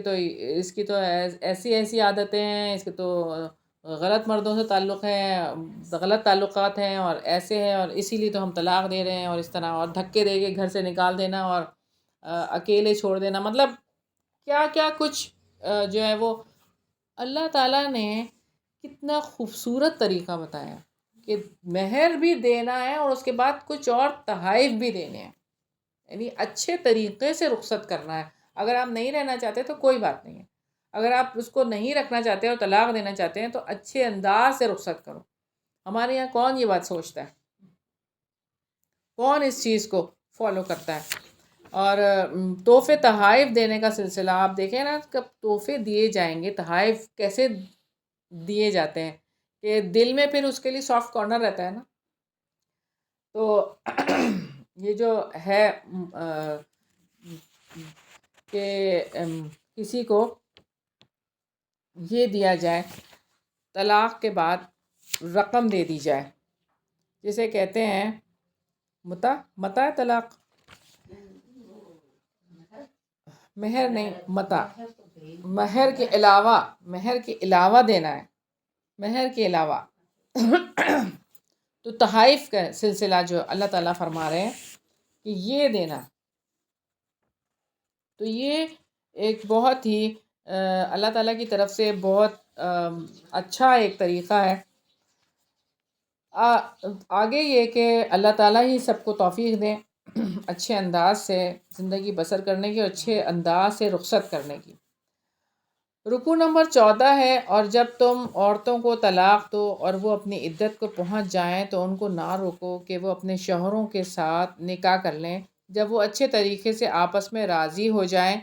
یہ ہے جس کے ساتھ اس شخص کو نصیحت کی جاتی ہے جو تم میں سے اللہ تعالیٰ پر اور یوم آخرت پر ایمان رکھتا ہے. یہی تمہارے لیے زیادہ پاکیزہ اور صاف ستھرا ہے، اور اللہ تعالیٰ جانتا ہے اور تم نہیں جانتے. اب یہ بات ہے کہ رجعی طلاق، ایک طلاق کے بعد، عدت کے بعد یہ ہوتا ہے، عدت گزر گئی، ایک طلاق دی تھی شوہر نے، عدت گزر گئی، اب کیا ہوا؟ عورت آزاد ہو گئی. عورت آزاد ہو گئی، اب وہ اپنی مرضی سے کہیں بھی نکاح کر سکتی ہے. پہلے شوہر سے بھی کر سکتی ہے، اس وقت اجازت ہے، پہلے شوہر سے بھی نکاح کر سکتی ہے، کہیں اور بھی کر سکتی ہے. اب پہلا شوہر جس نے طلاق دے دی، ایک طلاق، اور عدت پوری ختم ہو گئی ہے، اب کیا ہے کہ وہ دونوں باہمی رضامندی سے دوبارہ نکاح کرنا چاہتے ہیں کہ بھئی ہم، ایک غلطی ہو گئی ہم سے، اب دوسرا نکاح کرنا چاہتے ہیں، تو انہیں گھر والے نہ روکیں، لڑکی کے گھر والے نہ روکیں. کہ جب دونوں میاں بیوی چاہتے ہیں کہ ہم آپس میں رہ لیں گے اچھے انداز سے اور آپس میں اس طرح سے، تو عورت کے نکاح کے لیے اجازت تو ہے ولی کی، رضامندی کی، لیکن یہ کہ اس وقت پہ سوچنا چاہیے کہ ان کے ساتھ ولی زبردستی نہ کرے. اب کون کرتا ہے؟ کہتے ہیں نہیں تم نہیں جانا. سب سے پہلے گھر والے پکڑتے ہیں، سب سے پہلے گھر والے روکتے ہیں اور گھر توڑ دیتے ہیں، کہتے ہیں بس ختم کر دو. تو اس بارے میں سوچنا چاہیے کہ اگر وہ لوگ رہنا چاہتے ہیں تو انہیں اچھی طریقے سے رہنے دینے کی اجازت دے دینی چاہیے. والوالدات یرضعن اولادہن حولین کاملین لمن اراد ان یتم الرضاعہ. اور مائیں اپنی اولاد کو پورے 2 سال دودھ پلائیں. یہ اس کے لیے ہے جو ارادہ رکھے کہ رضاعت کی مدت کو پورا کرے اور باپ کے ذمہ ان عورتوں کو معروف کے مطابق کھانا اور کپڑے دینا ہے۔ کسی شخص کو اس کی طاقت سے زیادہ تکلیف نہیں دی جاتی، نہ کسی ماں کو اس کے بچے کی وجہ سے نقصان پہنچایا جائے اور نہ ہی باپ کو اس کے بچے کی وجہ سے تکلیف دی جائے، اور یہی ذمہ داری وارث پر بھی ہے۔ پھر اگر دونوں باہمی رضامندی اور باہمی مشورے سے دودھ چھڑانے کا ارادہ کریں تو بھی ان دونوں پر کوئی گناہ نہیں، اور اگر تم ارادہ کر لو کہ اپنے بچوں کو دودھ پلواؤ تو تم پر کوئی گناہ نہیں، جب معروف طریقے کے مطابق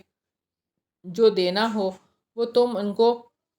پورا ادا کر دو، اور اللہ تعالیٰ سے ڈرو اور جان رکھو یقیناً جو بھی تم کرتے ہو اللہ تعالیٰ اس کو خوب دیکھنے والا ہے۔ تو رضاعت کی مدت 2 سال ہے، تو 2 سال کے بعد رضاعت معتبر نہیں رہتی۔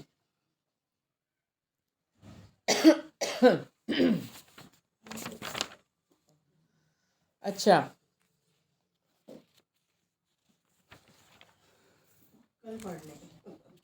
اور جو لوگ تم میں سے وفات پا جائیں اور اپنے پیچھے بیویاں چھوڑ جائیں وہ اپنے آپ کو 4 مہینے اور 10 دن تک انتظار میں رکھیں، پھر جب وہ اپنی عدت کو پہنچ جائیں تو جو کچھ وہ اپنی ذات کے بارے میں معروف طریقے سے کریں تم پر اس کا کوئی گناہ نہیں، اور اللہ تعالیٰ ان کاموں سے پوری طرح باخبر ہے جو تم عمل کرتے ہو۔ تو یہاں پہ اللہ تعالیٰ نے وفات پانے والوں کی بات کی ہے، تو 4 مہینے 10 دن عدت ہے بیوہ کی۔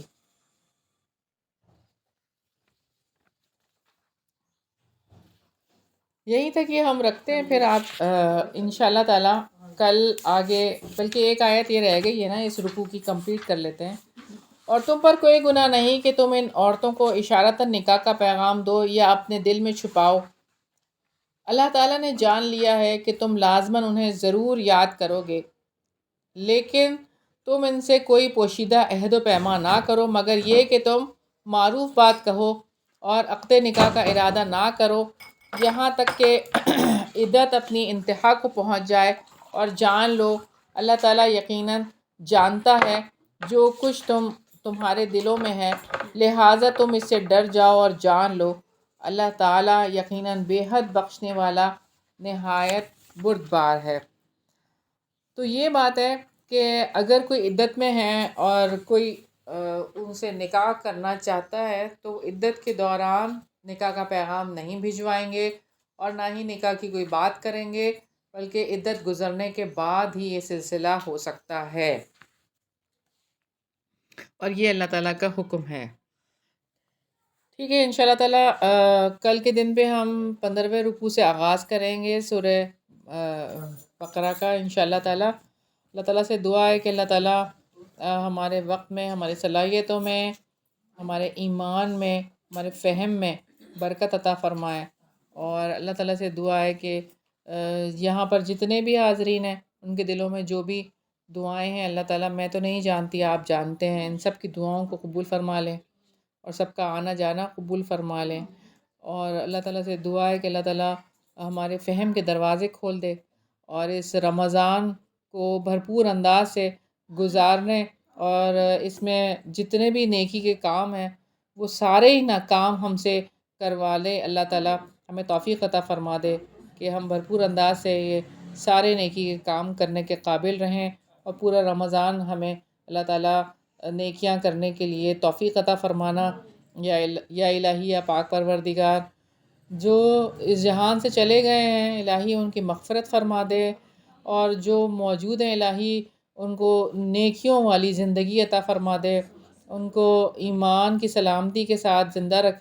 اور جب موت آئے تو ایمان کی سلامتی کے ساتھ موت دے، یا الہی یا پاک پروردگار ہمیں اپنے والدین کے لیے بہترین صدقہ جاریہ بنا، اور ہماری اولادوں کو ہمارے لیے بہترین صدقہ جاریہ بنا، اور پاکستان پر اپنی رحمت خاص کر دے، پاکستان پہ نیک صالح حکمران کو نافذ کر دے، یا الہی یا پاک پروردگار